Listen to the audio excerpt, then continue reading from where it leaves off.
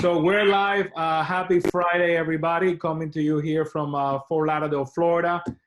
We have with us, distinguished PhD economist, Dr. Ted Jones from Stewart Title. He's a senior vice president over with Stewart and an economist that has a real hands and pulse on the economy. So Dr. Jones is going to be coming to South Florida and do a couple of live presentations, but because of the current situation, we decided to hold this live. And I know that, things have changed day by day. So Dr. Jones took over and updated his presentation. And the presentation is called The Beat Goes On, which literally that's what it is. He has a lot of wonderful data, a lot of information for you to keep calm, understand what's going on. So without further ado, I want to thank everybody that's watching live so far. And Ted, how are you? I'm doing great. How are you doing? By the way, it's an honor to be here. Wish we were down at the beach having a cold one instead of talking about this topic, but we all need to know about this stuff. Yes, we do. Yes, we do. But hey, the beat goes on, and I hope in about 30 days we'll be able to do that, and we'll get Carolyn or Carlos to pay for that. I think you're right on the money on that one, and we'll hold Carolyn and Carlos to that. You bet. Yeah. So are you at home by choice, or you or? Well, I'm actually in the office here. Our Stewart Title's global headquarters is in Houston, Texas. Mm-hmm. I'm on the floor. I think there's about 10,000 square feet on this floor. I think the CEO is here. Okay. Our head of the technology, CTO, is here. Our HR person is here, and I'm here. So we each have about 2,500 square feet to ourselves. Okay. Kind of like the four corners of the building with the way actually the layout is. So. I guess you could say we're isolating ourselves rather well, but I come here just because of the bandwidth.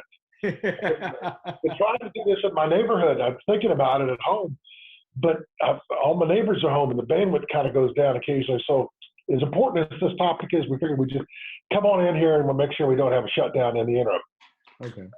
All right. So you have put this presentation at the beginning of the year called The Beat Goes On. It was supposed to talk about what was forecast for 2019. And then, I have my, I still have my invitation sitting on my desk. Yep. And then this pandemic has sort of creeped up on us. So I know you have adapted the presentation. So you want to walk us through it on when you chose this name, The Beat Goes On. Even with this event right now, what do you think? It's going to happen to not just to the real estate industry, to our economy, and how do we come out of here? So I'm a commercial appraiser by trade. I used to be chief economist for Texas A&M's Real Estate Center. I've been Stewart Title's chief economist for 23 years this week.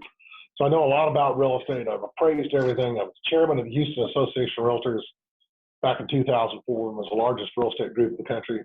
You have a PhD in finance, buying, and statistics, and that gives you the right to pay $10 for a beer at any airport you go to.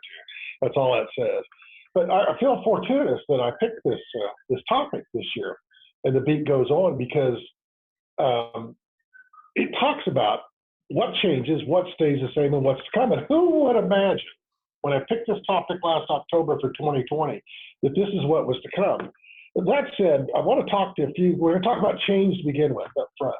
And so, one of my favorite change ones I talk about on this one, this is for the men online. I know every lady that's watching this is rolling their eyes as we speak negatively.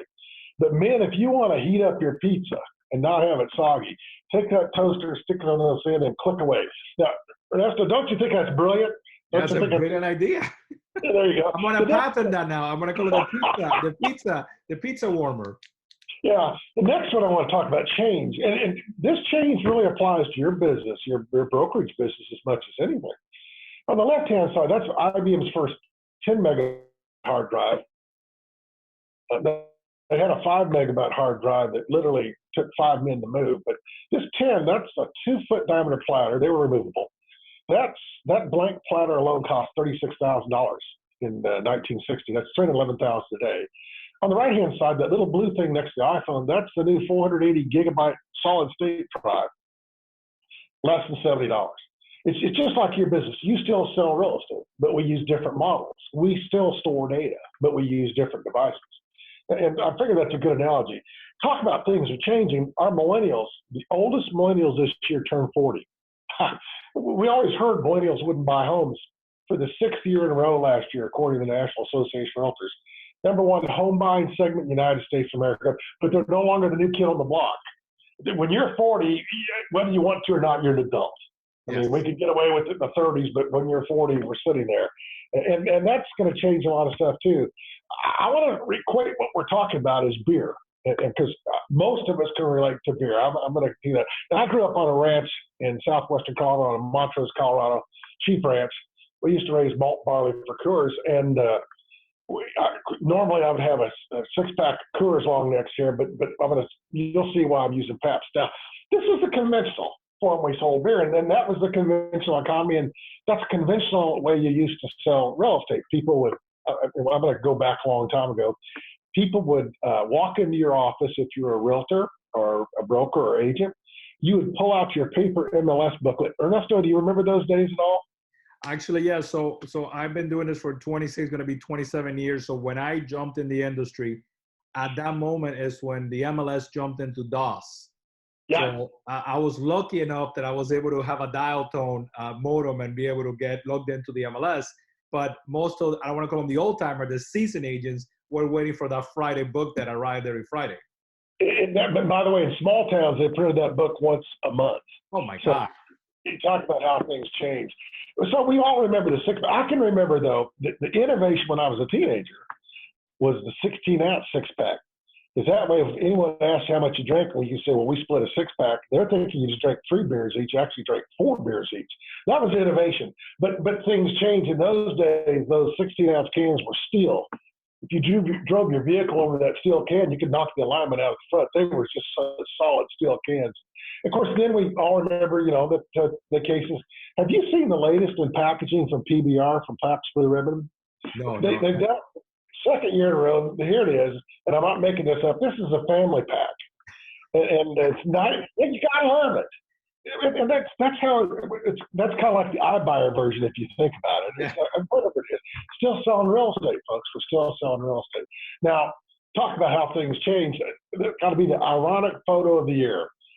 Ordered online, air freighted in, and delivered by a horse-drawn carriage in historic areas of New England. Isn't that amazing? Of course, and since we have all this home delivery today, I couldn't pass this one up. I know you've never seen it, but there is a very rare white albino UPS truck out there. And, finally getting some genetic diversity out there. All right, laugh away. One of my friends, when I picked out my topic, each year sends me a photo. And I think this came from some bar, restaurant, restroom. I would never pull out my phone and take a picture in a public restroom, but I thought that was really appropriate, very innovative. That is a very creative bathroom, by the way. Well, I love it. In fact, I don't know if my wife would go for this, but I think it'd be cool. If I lived in Nashville, that'd be a good one to have. Yes. I got my topic. I give about 150 of these presentations, sometimes up to 200 a year. Every year, end of January, beginning of February, I'm in Alaska. I speak for realtors groups for Stewart Title, Alaska Land Title Association, some of our agents, like in Yukon Title up in Fairbanks. And every year in Anchorage, they have the ceremonial start of the Iditarod. It's during fur rendezvous. That's when the fur trappers bring in their pelts and hides from the bush. They auction them off. They also have a big ice carving festival. A couple of years ago, Hard Rock, they're entering the ice carving festival, was this drum set. And I thought, got to do this someday. And the beat goes on. And I thought originally, since it was going to be election year, the beat goes on would be a great topic. Now, this is from a tree hugger, friends. You got to say something for the tree huggers. We all have some of them. And we're going to say this up front. We all need to leave this world a better place when we found it. We'll go from there. But that said, let's talk about Sonny and Cher. And the great, I call them philosophers of 1967. And I want you to listen to the words now. Unfortunately, the music isn't going to be synced with the sound, but here we go. So.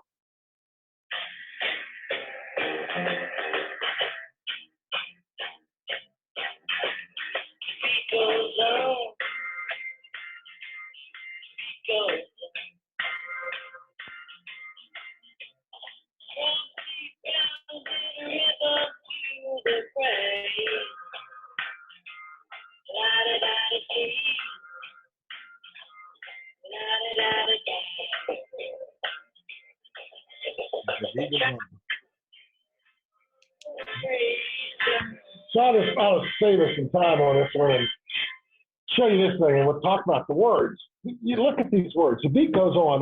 When I say phenomenal words, I don't mean la-di-da-di-da, la-di-da-di-dee, but look at these. Charleston's once arranged the dance. We still dance, we just don't Charleston. History's turned the page. History's changed everything. Mini skirts were the current thing in those days. It was 1967. I hope I live long enough for mini skirts to make the comeback. That's all I can say on this one. Teeny boppers are newborn king. That was our millennials, but with them, the oldest one's turning 40. It's now our Gen Z. And that's what we're always going to have. We're always going to have a new generation. We're always going to have change. But I want to set the stage where we were, and then I'm going to tell you where we're going to go, I think. Good news. When we entered this thing, and by the way, think about this. This was 3 weeks ago. This is the jobs report from February, and it was phenomenal. We had 273,000 net new jobs, 2.41 million in the last 12 months. We got more jobs than any time in history. And not only do we have more jobs, well, first of all, job growth. I want to tell you how good that job growth was. Last 40 years, the average annual compound growth rate is 1.3%.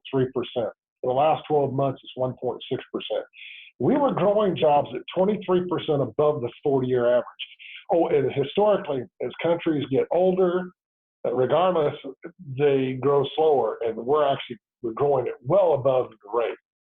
Another great thing, good news, when we entered this downturn, that we were growing just not jobs, but wages. Our wages, average hourly wage in February compared to a year ago was up 3%. Mm-hmm. In comparison, that's 25% greater than the average increase in the last 10 years. So you can look at this green graph on the right-hand side. You can see that the last 18 months, we've had the best wage increase we've had in the last 10 years. I've always said this, and I want you to all keep your eye on this one.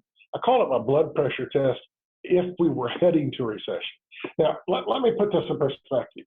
Up till now, we were in the longest economic expansion that we've ever been in the United States of America. Economic expansions don't die of old age, they die of an event.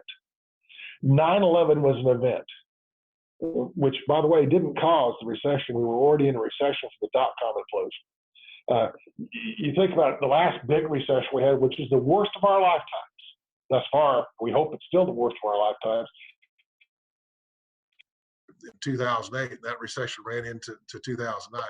But I've always said that the real key indicator, my blood pressure test, is what employment, leisure, and hospitality is doing. You and I don't spend money on leisure and hospitality unless we feel good about the future. I'm talking cruises and vacations and dinners and expensive, events, sporting events, spas, resorts, the whole thing.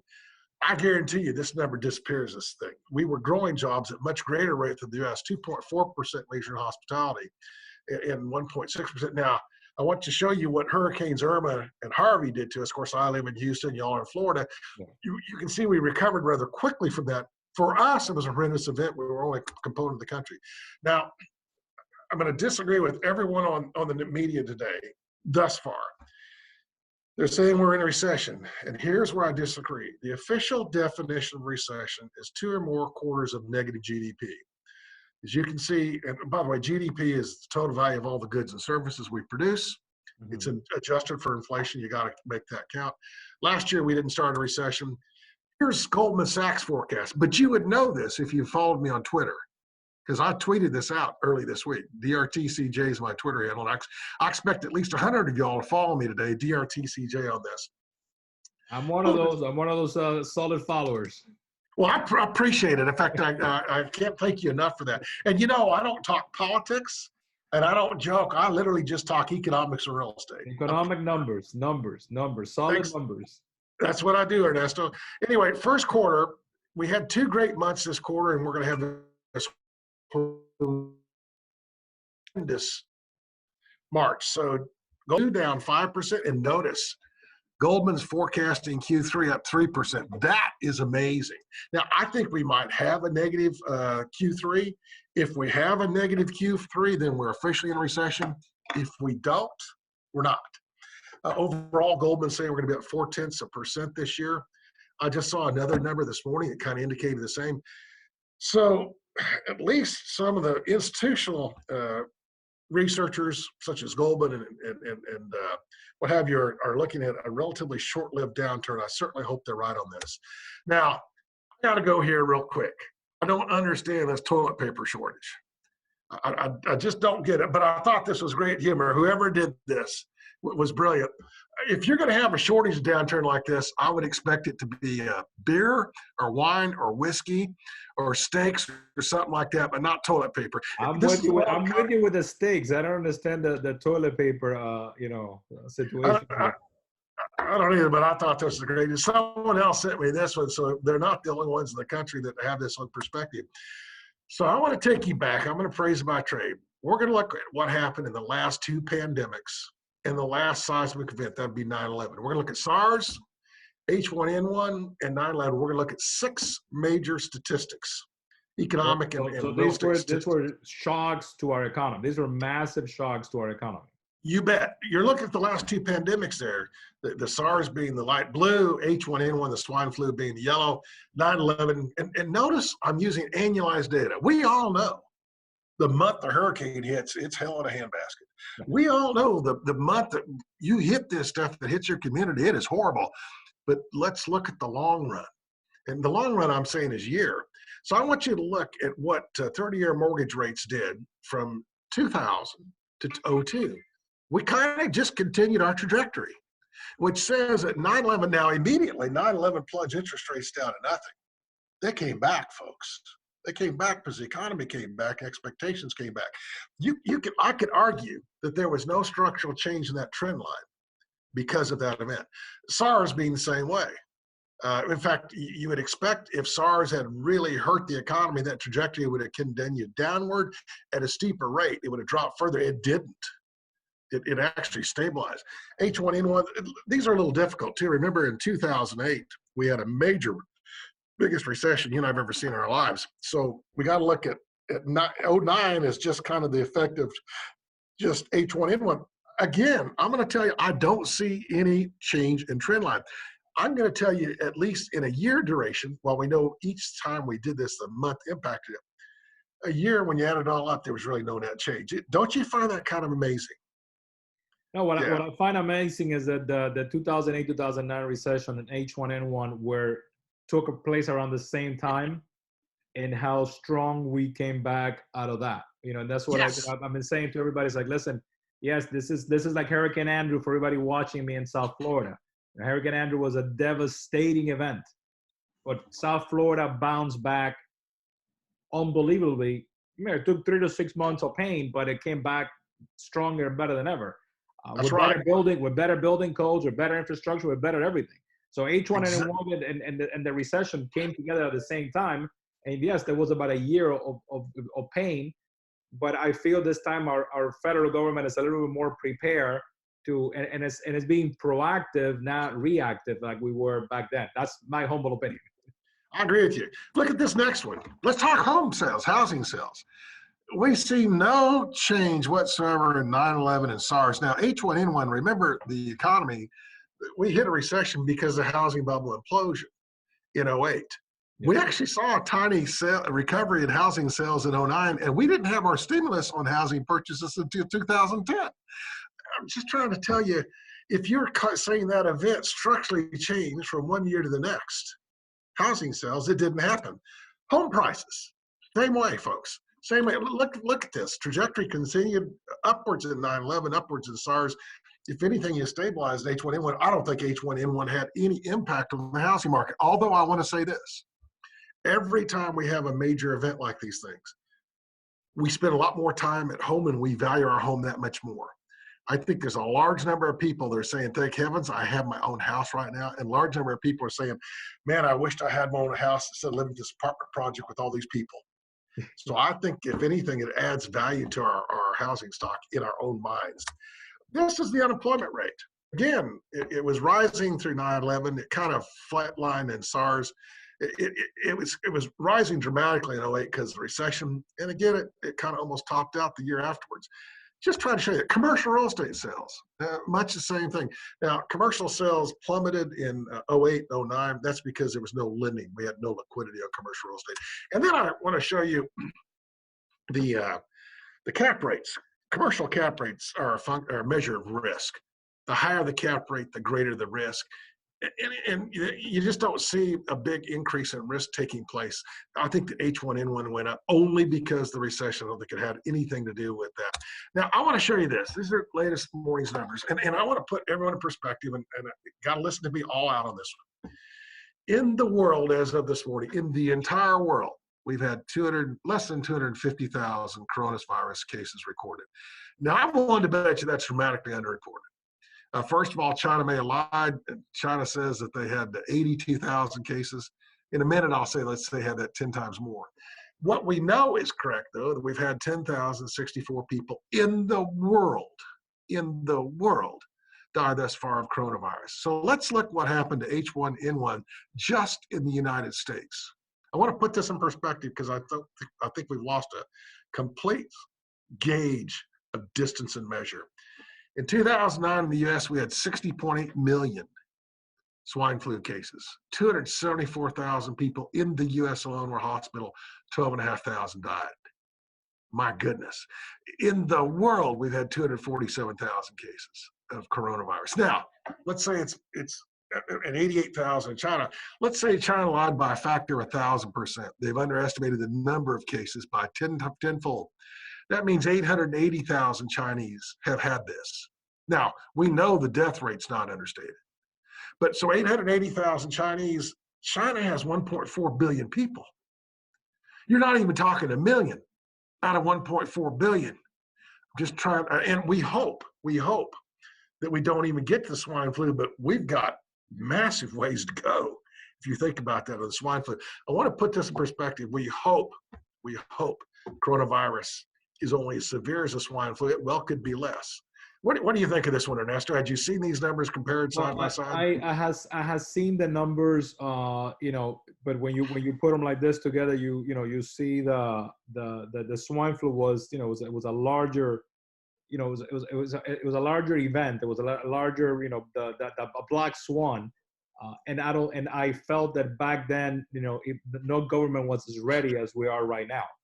I agree. So I think that, although there's a lot of concerns right now, and everybody watching this presentation is going to be made available and shared with everybody, so you can share with your clients and your prospective clients, so you can so you can share numbers and data.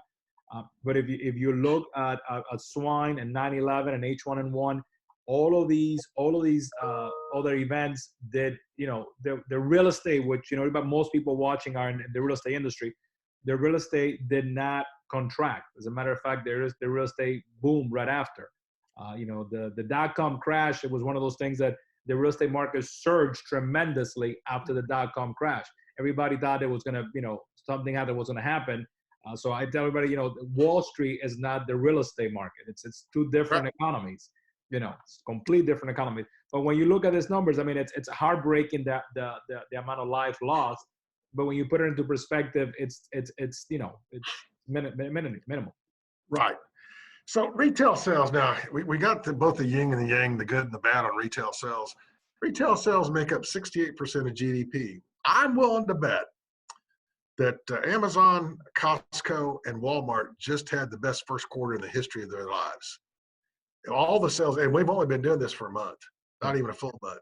But remember, our retail sales on the other side, everything else has gone down. And car sales, the onlyest person in the world has got to be a BMW or a Chevrolet car salesman today, without question, or a person that's selling cruise ship slots. I want to show you on this one. But touching on car sales, GMC just announced today 84 months, 0 interest, no down payment on GMC vehicles. So there's gonna be a line of people as soon as this next 10, 15 days are over, they've been wanting to trade up their vehicles. Because, I mean, 84 months, 0 interest, that's, it's free money from GMC. Yeah, I think Yeah. So you look at where job growth has been, and this is the latest data that were available until right as of this morning, but Florida, you're the 6th best job growth place in the entire United States of America. Part of that, this next slide, I want to show you this, why Florida is doing so well. This is data, annual data for the Tax Foundation. They're a not-for-profit research group out of Washington, D.C. They look at 5 taxes by state: corporate income tax, personal income tax, retail sales tax, unemployment tax, and property tax. Florida is the 4th best place in the United States of America to do business in tax-wise. Now, 1, 2, and 3 don't count because nobody's moving there. Best place tax-wise to do business is Wyoming, and yet they're losing jobs because their primary business is coal. Second best place is South Dakota. Nice people, don't get me wrong, but it's South Dakota. Third best place is Alaska, and the Alaska economy is cratering as we speak. Y'all don't understand the catbird seat that Florida sits in right now. Great tax environment, a place where many, many people want to live. I want to show you, this is the latest job numbers as of this morning for Miami, Fort Lauderdale, West Palm Beach. Job growth a little over 1%. You added 28,300 net new jobs in the 12 months ending January. You can see more jobs than any time in history. But one of the reasons that your job growth hasn't been as high as it's been in the past are these data. This is unemployment numbers as of January 2020. In the U.S., we're 3.4%. Let me put that in perspective. The Federal Reserve says we've reached full-time employment when unemployment is between 5 or 5.5% or less. Here in Miami, unemployment rate's 2.2%. Your unemployment rate, well, the reason you can't grow more jobs is nobody left to hire. Yeah, there's nobody else to hire. Yeah. In fact, I love saying this. I said, your unemployment rate is so low, my brother-in-law could get a job in Miami. Now, he probably couldn't keep it, but he could get it, if you know what I mean. So that's how starved you are for talent, for people with skill sets that are needed. So what a great position on a downturn to go into that we're doing this. Very, very important to us. This is a new one again. Again, this is the latest numbers. This is what I call a super sector analysis, because in a downturn, we already know our big hit ones are going to be leisure, hospitality, transportation, right? You agree with me? Those are the sectors. So what I've done here, I've looked at the percent of all jobs in Miami and the U.S. And let's just zoom in. Let's just come down to leisure and hospitality. In the U.S., it's 10.7% of all jobs. In Miami, MSA, it's 12.4%. Miami's going to feel this recession worse than the U.S. on average. You've got more leisure and hospitality. You've got a lot more trade, transport, and utilities. By the way, a lot of that transport's aircraft, and a lot of it's cruise ships. And those are going to be difficult businesses for y'all to come out of. So now, the good news is it's not some of the higher paying jobs. If you look at some of the higher paying jobs, education and health services, I would almost expect an increase in that in Miami on the medical side. And then I look at the 12-month job growth, where you're going or where you're not. And Ernesto, as I told you, I'll get you this PDF, and you can distribute it as you see so as desired. How's that sound? That sounds good. Afterwards.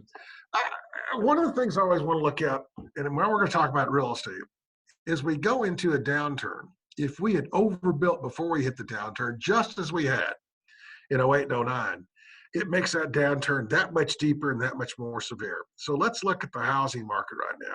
And I'm going to do it in a pure, simple way. I'm going to look at total new supply and total new demand since 2013. On the left-hand column, net new jobs, that's the total number of new jobs for those 7 years, 2013 through 2019. In Miami MSA, we created 417,600. We permitted, this is from apartments to condos to houses to mansions. It's everything. Every new dwelling unit, 137,632. We have slightly over 3 new jobs per new dwelling unit. Now, you think about it. Typical apartment has about 1.5 new jobs. If it's a 1-bedroom apartment, you got 1 new job per new dwelling unit. You'll have 3. So what's going to help soften this blow to any decreased demand as real estate is that we had underbuilt this market for the last 7 years. Yeah. So that's great news. When we go back to 08, we had an oversupply before the contraction took place. We're going into this because, I mean, realistically speaking, everybody watching, we're gonna go through some pain because what the figures we're talking about is we're walking into the storm well prepared and well stocked. We don't have an oversupply. We don't have an oversupply of inventory or real estate, new construction or resale. We have a very strong job market.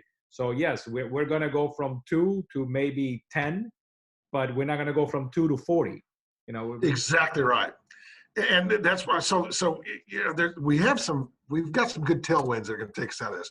Now, one of the things that's surprising everyone, this is each week, Freddie Mac's the keeper of interest rates. They're They have a primary mortgage market survey. They were reporting it once weekly since April of 1971. If you ever want to compare interest rates, you go to that. You see the last 2 weeks. First of all, 3 weeks ago, we hit the lowest 30-year conventional fixed rate loan rate we've seen in history of the United States of America. In the last 2 weeks, it went up. And people keep scratching saying, well, we're going to get negative rates. You and I talked about this. Yeah. We're not going to get negative rates in the United States of America. Do you want to comment on that one, Ernesto? Yeah, I don't think, I think the Federal Reserve is used as much as they were going to use for interest rates. I think quarter it's the baseline for the U.S. We have a lot of other tools, a lot of other liquidity, a lot of other bond buying programs, or a lot of other things that we can do. We don't have to go negative to stimulate the economy. We have a lot of stuff. And talking about low rates, I've been 26 years doing this. I saw an FHA close at 278. Wow. I have never in my life seen this. I mean, I have to look at that again and again and again, because I mean that one buyer got a gift, a very good gift there. Amen. Amen. So Ted, where do you see rates? Let's get past this June, July. Where do you see rates? In what range? All right. So I'll tell you mine in a minute. Yeah. Here's where Fannie's at, and here's where MBA's at. And by the way, I respect both these organizations. Doug Duncan and I got our PhDs together. Doug's the chief economist for Fannie Mae. Fannie Mae and the MBA can't even agree on what rates were last year. Fannie Mae says a 3.9% average for the year. MBA says 3.7. Fannie says it's going to drop down to 3.1. MBA says they're going to grow to 4. I think it's going to be kind of in between. I think we're going to be looking at a year from now between that 3.6 and 4%, somewhere in there, probably skewed towards the 3.6%. One of the reasons, let me back up. One of the reasons that rates went up so much the last 2 weeks is this proposed massive spending bailout. So we're going to be borrowing several $1 trillion at the federal government level. And a lot of the investment banking community says, you know what, you borrow that much money, you lever up that much based on what your income is, you're no longer as good a risk as you were. So what they've done is they've kind of cut us from a AAA rating to a AA rating with the world. And that intrinsic increase has been in every interest rate. It's been in corporate bonds and muni bonds. It's been in treasuries. You and I talked about that this morning on the treasuries and what have you. So rates, I think they're going to go up a little bit.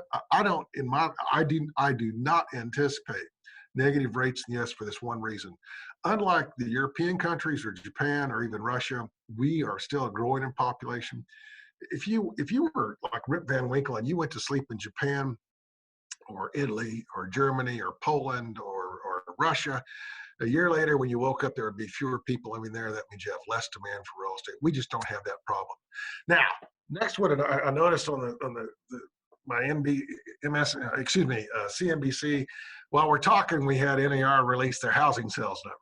Okay. So I'm gonna talk about January because I know what these numbers are, and I'm gonna tell you all this. Just ignore whatever NAR says about housing sales. Not just this month.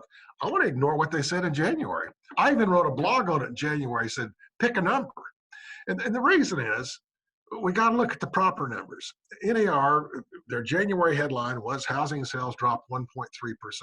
They didn't. Their own numbers stated that the total number of existing homes closed in January of this year were 318,000. A year ago, it was 285,000, which says to me housing sales that realtors got paid on, that lenders got paid on, and title companies closed like Stewart Title up 11.6%. And the headline was down 1.3%. And that's because NAR always likes to look at, and they compare the seasonally adjusted annualized rate of sales, which is a formula. It's not actual closings that actually occurred that month. That goes into it, but it's not that. And they compare, for example, this number, seasonally adjusted annualized rate of sales in January 2020 compared to December 2019, and that is not what impacts your business. So I'm going to do it differently. This black line, we're going to do the U.S. They're going to drill down to the Miami MSA, both houses, single family and condos. Is the total number of homes closed the prior 12 months. It is not the seasonally adjusted annualized rate. Now, you can see the last 8 months, we're blowing and going, folks. Absolutely, really well. The blue bars in the background, that's simply the median price. You can see the huge seasonality we have. We have top prices every June. In the U.S., on average, we have bottom prices in January, February. you look at this chart though, and I got the Ricky Ricardo moment here, because how do I explain? Well, all right. Why did home sales go down from mid 2017 to mid 2019? And that's where Ricky Ricardo says, Lucy, you got some explaining to do. So I'm gonna explain. Now, NAR would tell you it was affordability. I'm gonna say bull. I'm gonna make a statement that some people are gonna think I'm nuts, but you gotta listen to the whole deal. In general, housing's affordable for most people, but not the way they spend their money. And I'm going to use an example. One of my favorite tweets in January, I took it from USA Today, from the money section. And they talked about dry January. Now, I got to explain to people what dry January is, because some people don't know. Dry January is when you drank so much alcohol in December from the holidays, you take January off from drinking to save yourself, to help rejuvenate your liver and everything else like that. Normally, you read about dry January in the lifestyle section of the healthcare section. And here it was in the financial section of USA Today. And the reason it was is they noted that the average millennial spends $300 a month on alcohol. Each time they go out drinking, on average, they spend $56 a night. Now, that's per millennial. So let's do a millennial couple. Between the two of them, they're spending $600 a month on alcohol. They spend more on coffee. So now let's take that millennial couple. Let's just say it's the same as coffee. That's $1,200. One of my first speeches this year was in Austin, Texas. Had a young lady in Austin, and I said, "Housing is affordable for most," and she just shook her head violently left and right. And then when I explained this thing about this thing, she said, "You know, that's what my husband and I spend that. You've nailed us. We spend $1,200 a month on alcohol and coffee, but you forgot." And I thought, oh no, here it comes. You forgot that our cable TV bill and subscription service for the internet subscription is $414 a month. You add that $414 to the $1,200, they're spending $1,600 plus a month on coffee, alcohol, and TV. Yeah. And she made a comment. She says, "I now realize we can probably afford almost any house that we would like to buy." When I was in Alaska, I had an attorney that had just come from counseling a couple, probably going to lose their home. They were spending $900 a month on Red Bull and cigarettes. So I'm gonna say this again. Housing is not affordable for some people, but for many it's affordable, but they claim it isn't because of the way they spend their money. I agree with you there. I totally agree with you. I think also our market, South Florida is the ocean on one side, the Everglades on the other, so we're very limited in inventory. Right. So I think that our sales contract also because of that. We're going into this with less than 3.6 months of supply of inventory. That you need 6 to 8 to have a healthy balance. We economists think 6 months is normal. And anytime it's 5 months or less, it's a seller's market. Anytime it's 7 months or more, it's a buyer's market. And it remains a seller's market today. Yeah. So this happens to be the Miami MSA, and this is Florida Realtors data. Thank you, Florida Realtors, and the realtor that sends this data to me along. That black line again is total single-family sales in the prior 12 months. We had a nice run. You look at the last 12 months, it's been just going up rather nicely. Median price continues to go up. It's starting to top out a little bit there. That could be an affordability thing because we're drinking too much, and you get it, all that kind of stuff. Yeah. Here's condo townhouse sales. That's a different market. And of course, y'all have built a lot, but again, you can see prices going up. So I want to dissect this in a minute. First of all, I throw this for any of y'all out there. This new chart I came up with this year, I want to show you the percent of all single-family homes in the last 6 years that closed each of these months. The blue on the bottom and the blue bar is the U.S. The white on the top is Miami, MSA, Miami, Fort Lauderdale, West Palm. You actually sell more of your homes in January, February, March, April than the U.S. does. You see that in December. So your season starts in December if you think about this. Now, one of the reasons that's good for it, I think we're going to have a little bit of delay in some closings in March and April. And the reason I think we're going to do that is we have some homeowners that don't want to show their homes and some buyers that don't want to go through. If we look at those numbers I showed you before the last two pandemics and 9/11, our housing sales didn't go down because of the event. So again, Miami's on the top. You can see your housing sales when they peak in June. Kind of intriguing. happens to be townhouse condo sales. Again, season starts in December and carries in May's kind of your peak. You know, remember the U.S. peaks in June, July, August. You're just a little out of sync on this type thing, but that's actually good for y'all. That's no problem. I'm not so then what my take from these two graphs is this pause in the system is going to carry those to June, July. It's going to. I believe they are. I talked to our buddy Carlos this morning, and he says our order counts for Stuart Title are hanging in there well thus far in March, but we do anticipate a little bit of slowdown orders coming in, but not for the year. Up front, low interest rates are starting to help make up for much of what's going on today in the housing field. We have another one coming up on energy. So now let's talk about, what's not affordable is not just owning a home, but housing, period. The average rent, and oh, by the way, if you're going to buy a home any place in the country, no matter where you're at, if you want to look at listings, you go to realtor.com. You can search listings online any place in the country. If you wanted to rent a major apartment in a big project any place in the country, you go to Rent Cafe. And so I went to Rent Cafe at 2 or 3 o'clock this morning. Average rent in the Miami MSA is $1,703. That's probably a 1 or 2 bedroom. That's a 1 bedroom, yeah. 1 bedroom, right? They're up. The rents are up 3% year over year. The average apartment's 889 square feet. You can see what the mix is. So then, and these are single family here. What I did is I said, all right, let's look at today's interest rates, and let's look, and I love this one, and our median price. This is single family. I got condos coming up.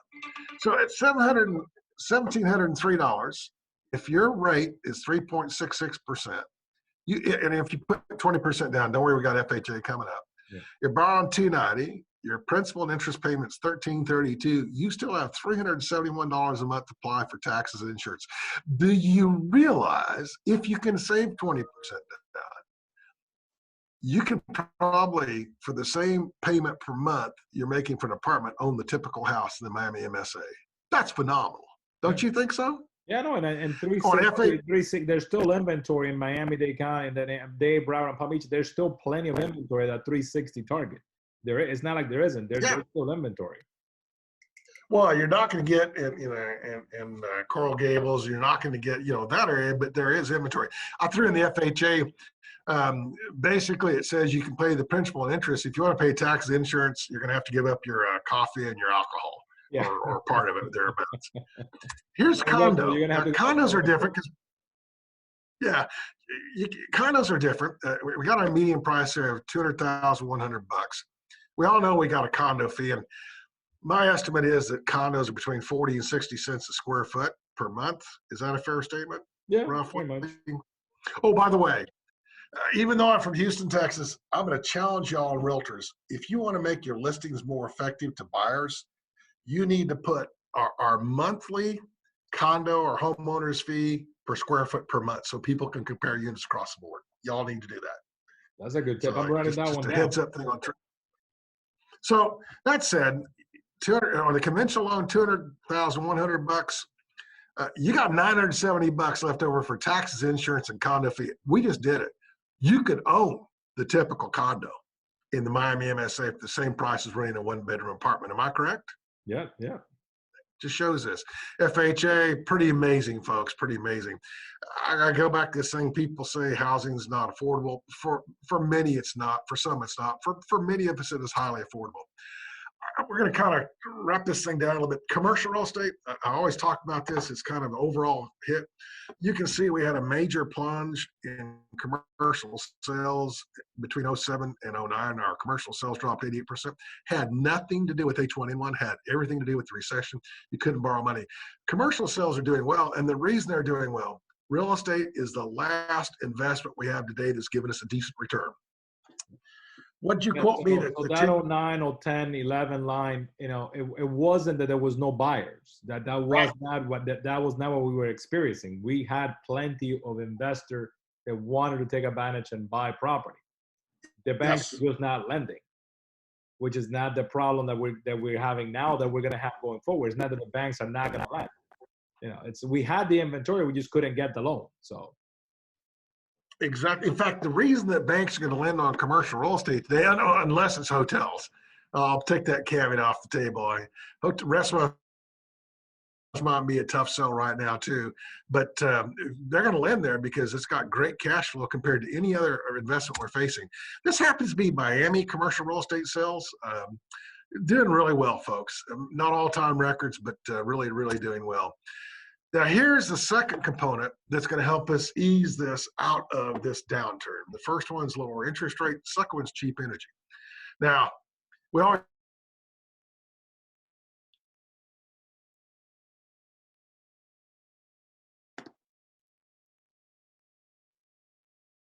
I think we froze there for a second. If everybody else is watching. if you are an oil field worker in western North Dakota, or if you're in the oil and gas business in Houston, Texas, which is global headquarters for oil and gas technology, or if you're out in the Permian Basin, you're hurt. Everyone else wins. People, because of, we just saw the lowest oil prices we've seen in 18 years yesterday. 21 bucks a barrel. They've gone up, but even then, oh my gosh, I can remember 140 bucks a barrel. I can remember June 2014, 120 bucks a barrel in a relatively good economy. This is going to put more money in everyone else's pockets, which is awesome. Now, I want to talk about energy real quick, and I just want to tell everyone, if you think that at the same time we're going to get away from all of our fossil fuels, yeah, it's not going to happen. This is where all of our energy came from in 2018 in the U.S. On the left-hand side is all our renewables. That's 12% of our energy.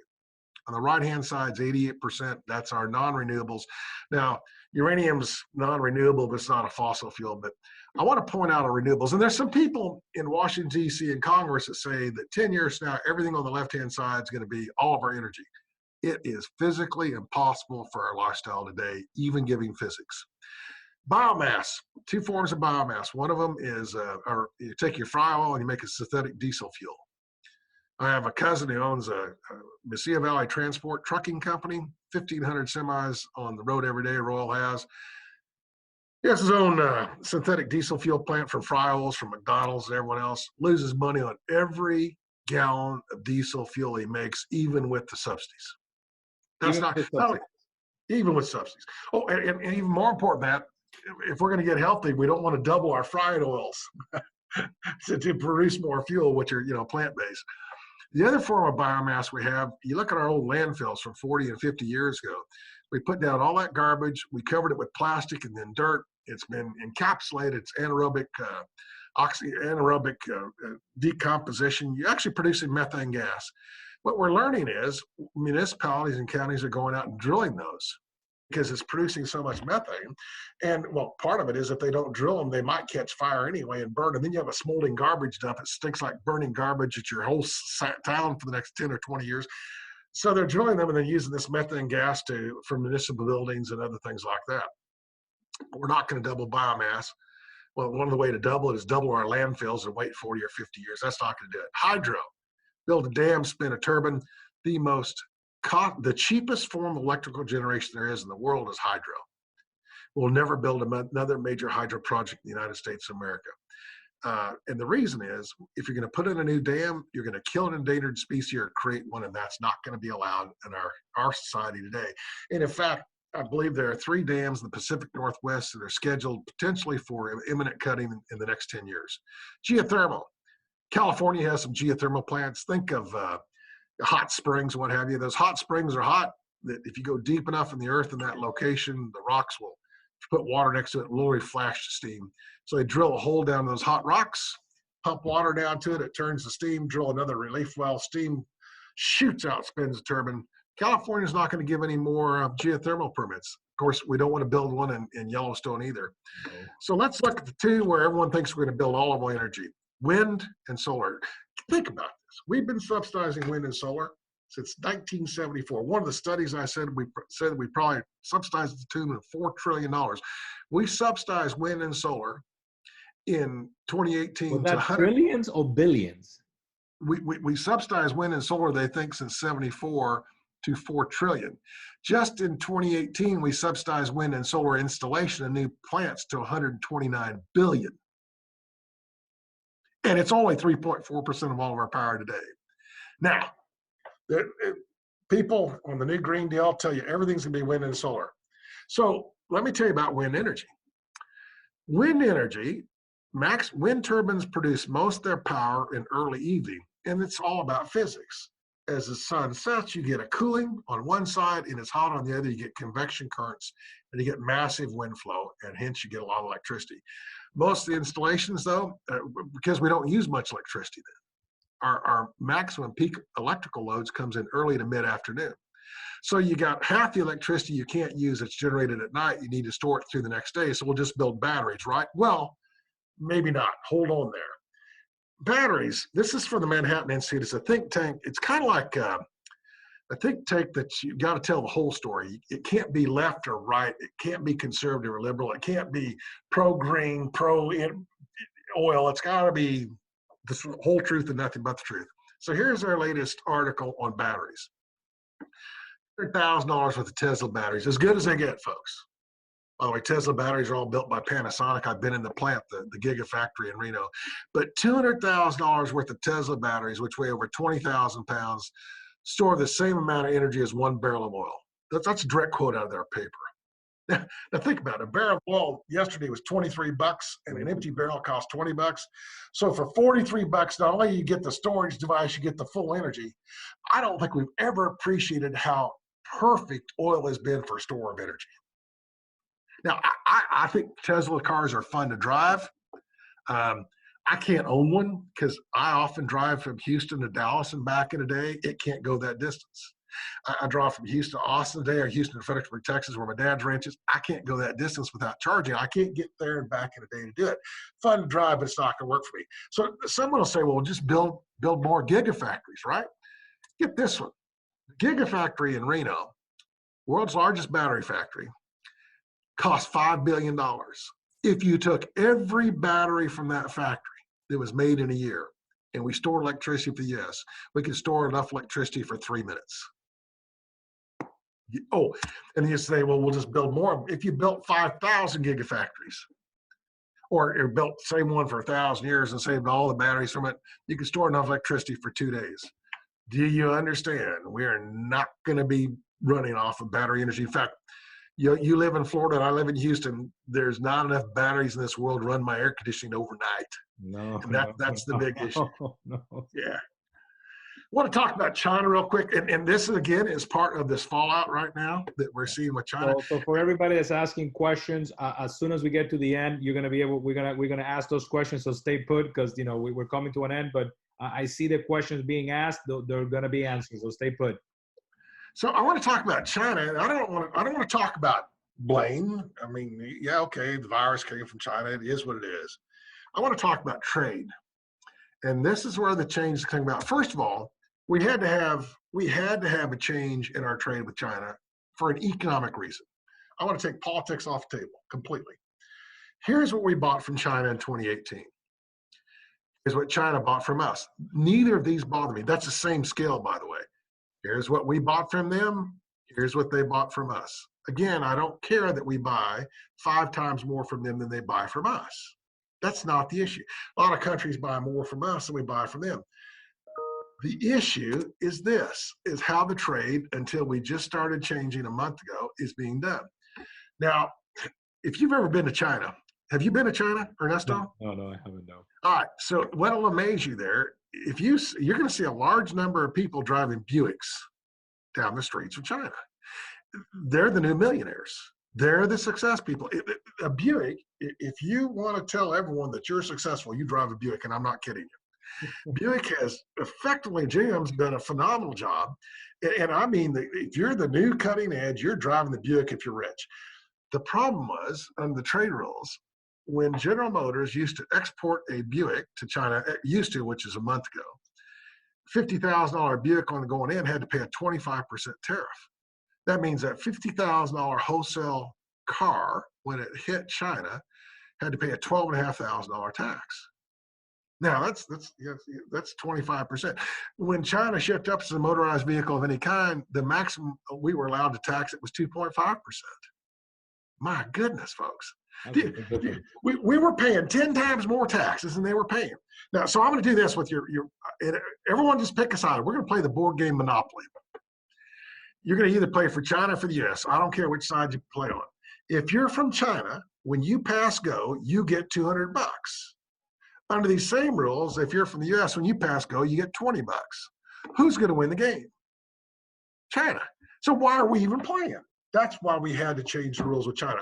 The reason I bring up China, and let me talk about this here, we're going to not just, we've evened out the taxes and even out the trade. They're going to buy more stuff from us.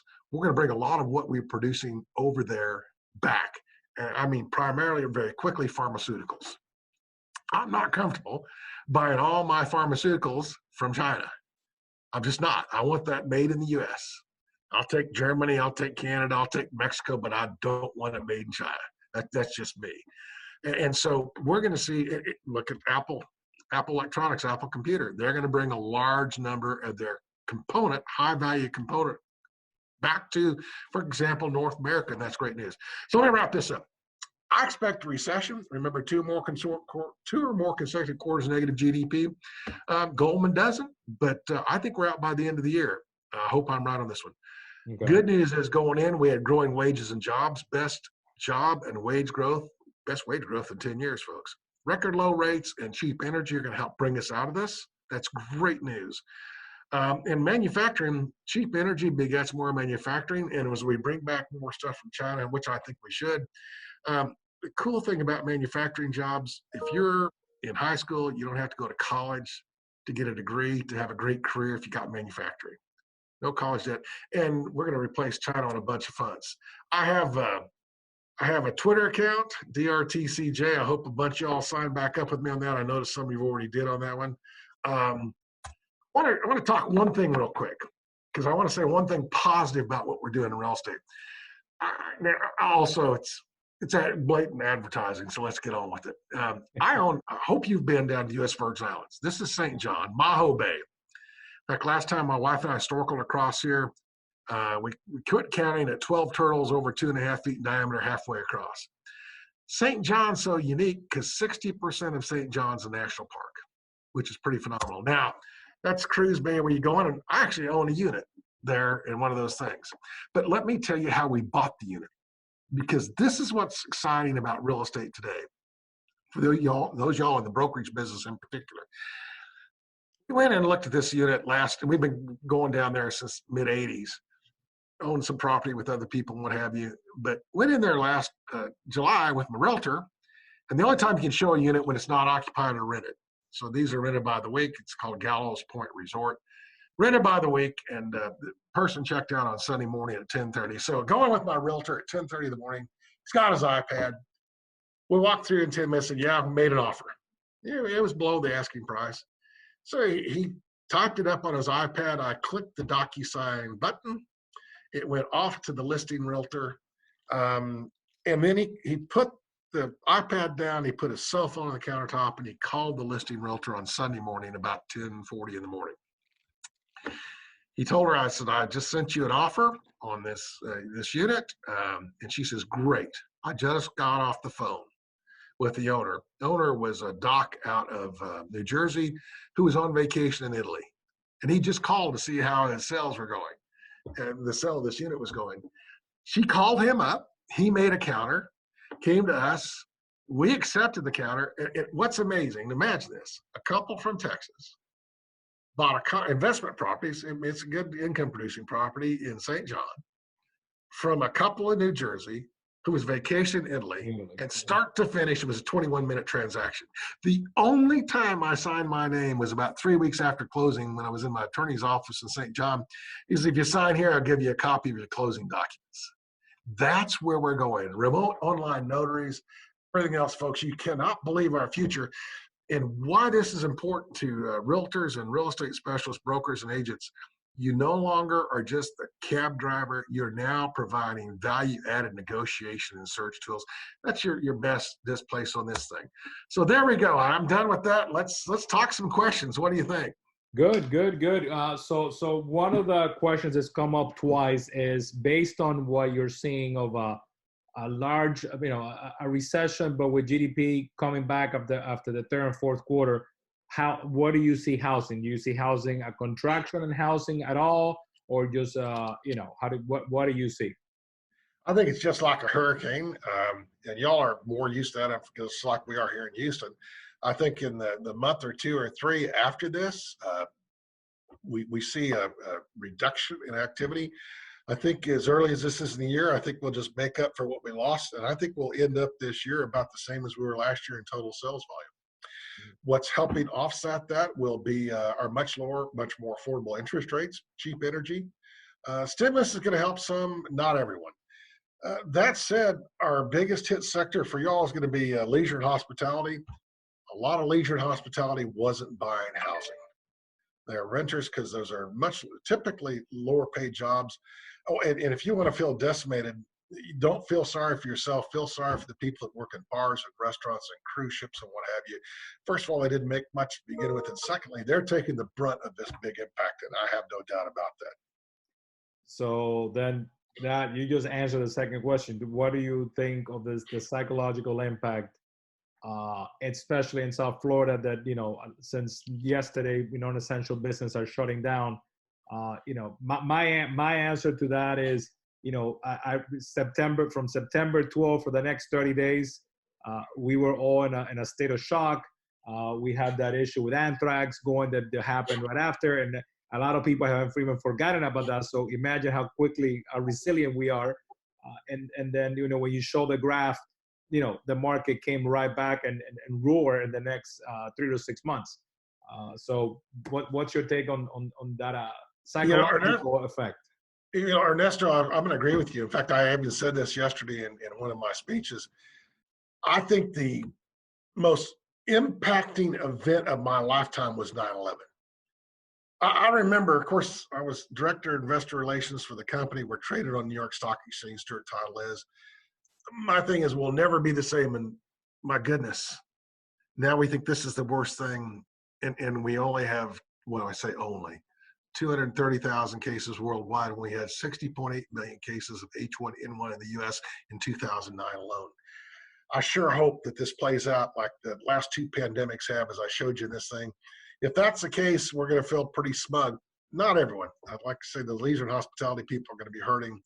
I have a good friend that owns professional sports teams, casinos, and restaurants. I'm sure he's scrambling just to get cash flow going. But on the other hand, I think hopefully we'll look back at this 12, 24 months now saying, boy, did we come through better than we thought we would on this one. And I think the important thing, and I want to say this, remember, 88,000 people, 82,000 in China have said they've had this. Even if they lied by a factor of 10, that's 820,000, 880,000 out of 1.4 billion people. And China now for 2 consecutive days has reported no new cases. So it's run its bell curve and it's coming out the other side. And hopefully that's the way the rest of the world goes on that one, except we have a shorter bell curve and don't go up as much. So another question that came up is, since yesterday have been some incentives for homeowners, Bank of America announced a forbearance plan for 3 months. Do you see the government doing something like we did in 2010? Remember the cash, the closing cost incentive that was rolled out to assist new home buyers.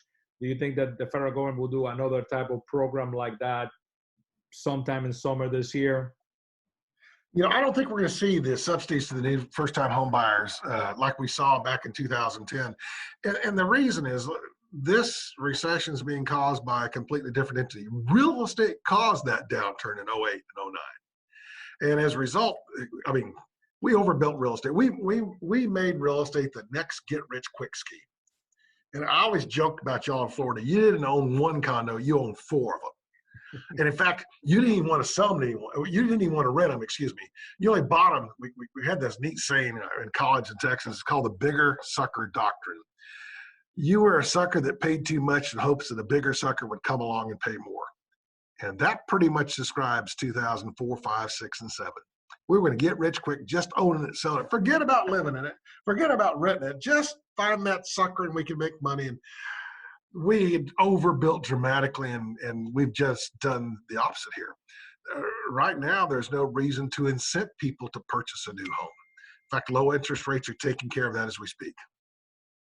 Okay. So those are like the rest of the questions sort of similar to this one. You know, Ted, it's been a pleasure to share this morning with you. We have a huge attendance. As soon as you send me that PDF, I'm gonna share it with everybody. I think I might reach out to you in about 15 days, and you know, once a lot of data comes out regarding unemployment and stuff. I got another question. Yeah, another question has come in there. Yeah, so you know, we got a comment. You know, and I agree with this one. You know, spend your next you know, your next 30 days sharpening your axe, getting your tools in place, contacting your database, you know, making everything you need to do to stay sharp and go out there. But yeah, like I think I might reach out to you in another 15 days once new data comes out, new unemployment numbers come out. I mean, I think it's hard to pinpoint where we're gonna be in this moment because we're sort of frozen at this instant. Like you know, like Tess said, we just, you know, with the hurricane, just it's here, it just arrived, it hasn't even left yet. So I think we got to get past the hurricane to see where we end up. But I don't, you know, I don't think, you know, I don't think that the effect to housing is that bad, especially because everybody is equity rich right now. Thank Everybody, God. it's sitting on plenty. I think in South Florida, the Miami Association of Realtors put out something. Less than 14% of homeowners have at least 7% of equity. Everybody else is 20 to 25% equity.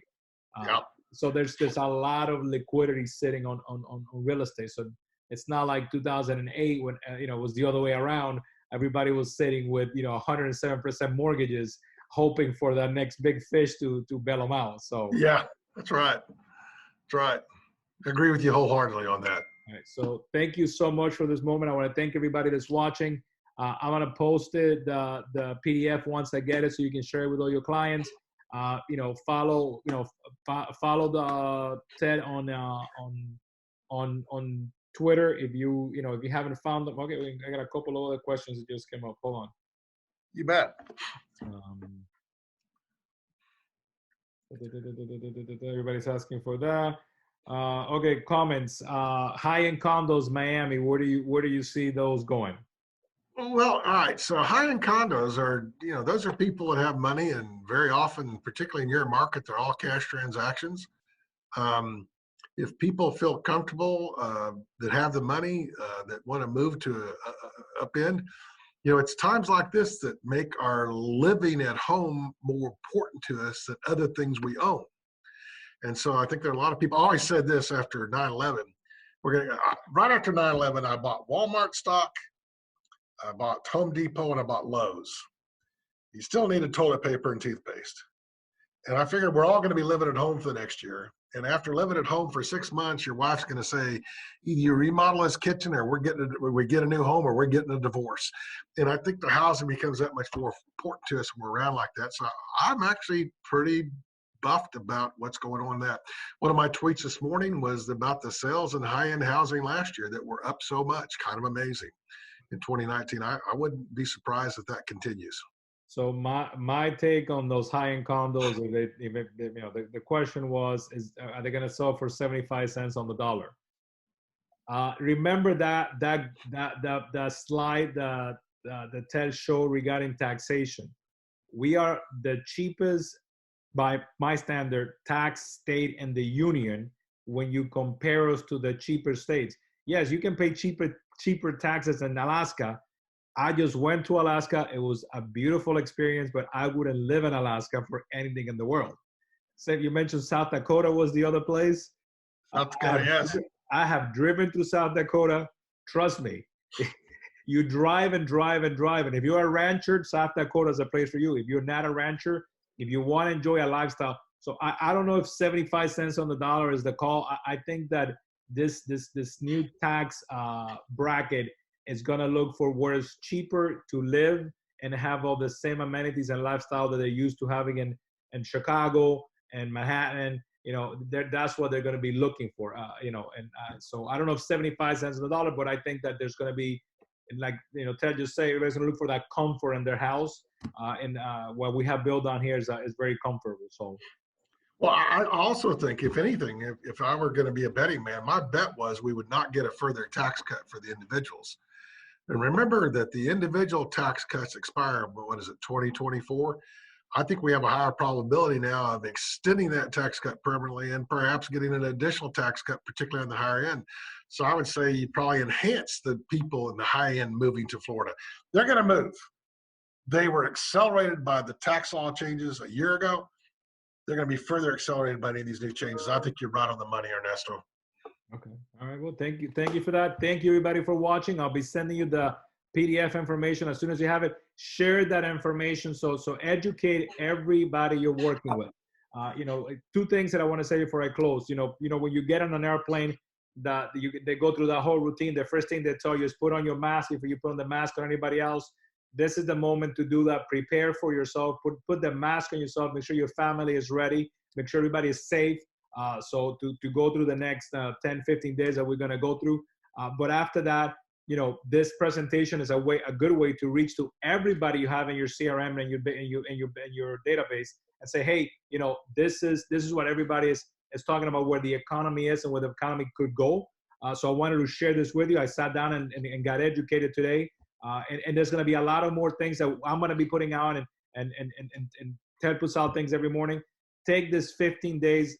If it's 15 days, if it's 10 days, vacation that you're gonna be able to take to prepare yourself, like Carlos just said, and prepare your acts, because we're gonna take a vacation, but let's get better because the numbers look very strong, and the economy is very strong right now. That can take this punch to the face. But to make a reference to that painting behind you that I like so much, as Mike Tyson said, everybody has a plan till they get punched in the face. So you're taking a punch in the face, but that doesn't mean you lost a fight. You only got a punch in the face. So you gotta stand up and keep going. So thank everybody for watching. Thank you, Ted. I'll be reaching out to her in about 15 days once new data comes out to see what those new charts look like, and I'll be sharing with everybody. Thank you. Have a great Friday, everybody. Stay safe.